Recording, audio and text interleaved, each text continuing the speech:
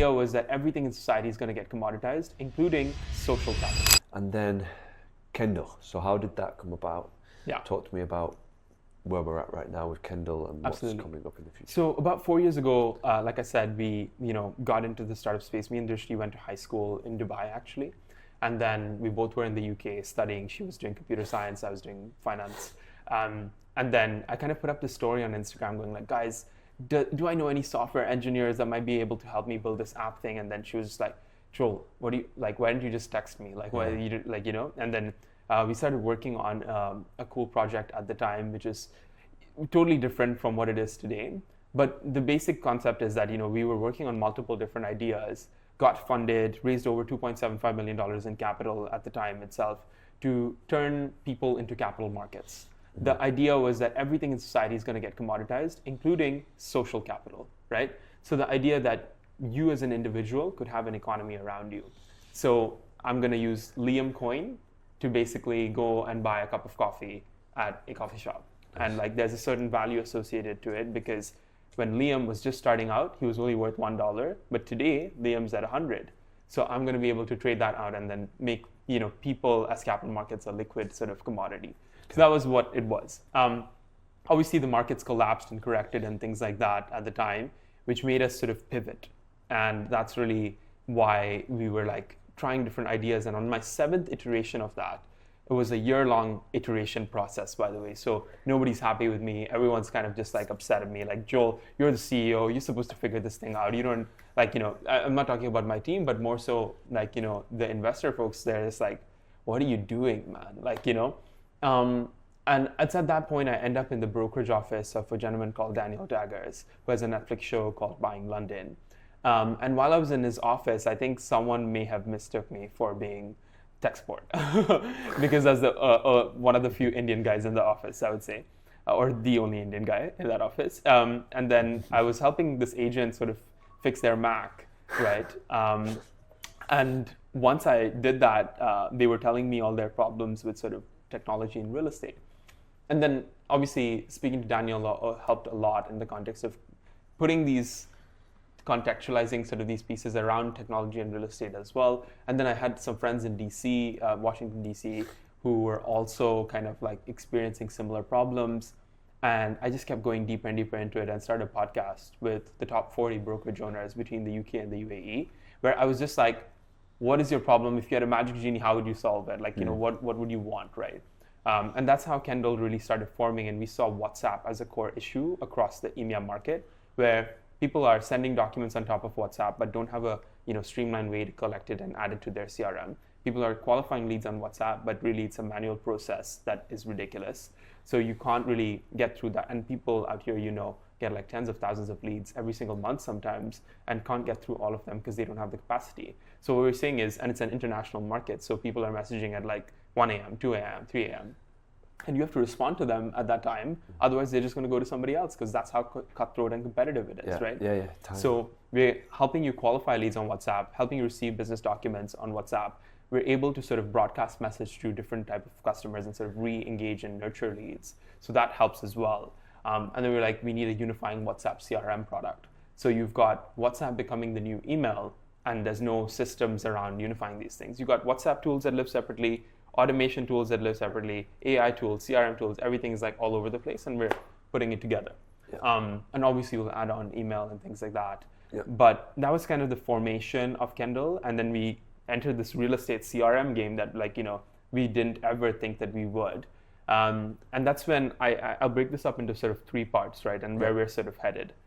The first part is what I call the system of record or source of truth or CRM sort of layer. Yeah. And that's something that every brokerage needs today, right? They absolutely need it. But they need it, but they don't really use it. Most agents actually hate updating their CRM, right? True. So we were like, how can we make this a product that people actually use instead of just being like another number in the finance sort of payroll kind of team, and like they have to just take care of it every month and nobody's using it. And that's when we were like, what are behaviors that people love? And that's WhatsApp and that's voice. People love voice noting out here, especially. Yeah. So we created a way to voice note into your CRM system so that you don't ever need to touch your laptop again. So you could voice note and say, send a listing presentation to X and Y client. Or I just met Liam and he really liked the penthouse on the Palm. He wanted me to show him 2 more options and basically update your internal notes system. Eventually, it'll get to a point where you don't even need to do as much voice commands to sort of update your CRM, because it's just going to pull information from your email, from WhatsApp, and from market data. So the idea that you could plug into so many different, like from the DLD or from your regulatory authorities all over the world, plug in that information into your system and have everything completely updated about every single client, and even get to a point where maybe if the brokerage wants, they could sort of plug into LinkedIn, right? So let's say a person gets promoted at work, and like you're like nurturing this lead for a while, and like, congratulations, like, oh, you make more money now. Guess what? You can afford a more expensive place, right? Like, and if you knew that, and if you kept tabs on every one of your customers, and if you had a notification that popped up being like, this person just got promoted, hit him up, it might be a little bit of a different story for you versus someone else, right? And that's kind of like the advantage you want to give. So that concept is called AI agents. The idea that you have an automated sort of workflow that's constantly running through different systems and like getting, enriching sort of your lead kind of a thing. So that's like one part of the AI agents piece. And then we've got an AI property manager. So let's say a light bulb is broken and you want it fixed. So you're basically gonna just send one message and then someone shows up at your door pretty much, even though the brokerage is sort of handling all of those things for you. So, and a lot of brokerages today have not unlocked this property management revenue stream because they're just like, it's too much work, right? Yeah. So we want to make it easy for you and make it easy for the tenant. So that's the AI property management angle, AI cold calling assistant, which will qualify leads for you, DNCR compliant, and like make sure it's like doing it in the hours that are correct to do it and in a way that's compliant with the system so you don't get fined. As well as several other, like I can talk about AI market analyst, AI marketer, and like a bunch of different things all catered towards the real estate space. So going really deep into this industry versus building a broad purpose product at the moment for, like everyone to use, because we want to solve one, customer's problems first. Yeah. So that's the second part, which is the AI workforce.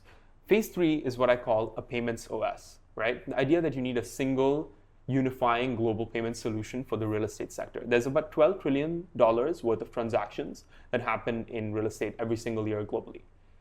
And we're saying today you're not really getting too much of a cut of the payment side of it. Yes, you make a commission on the deal, but what if you could also make money on things like escrow, deposits, or rent collection, right? Because you've got all the workflows on lock, you could sort of integrate the payment sort of layer into it as well, and you don't need to rely on external sort of providers to do that for you anymore.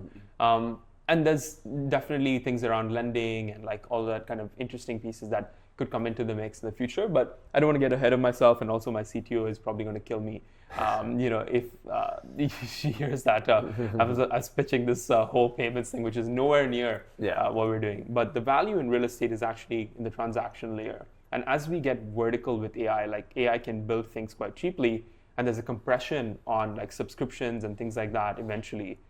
Where do you capture value? It should be that your system is so good and super entrenched in the transactions and things like that, that it doesn't hurt to actually pay a 0.0 something % on a transaction. Yeah. As long as it's getting more deals done for you. So that's long story. Amazing. Yeah. That's really interesting. Yeah.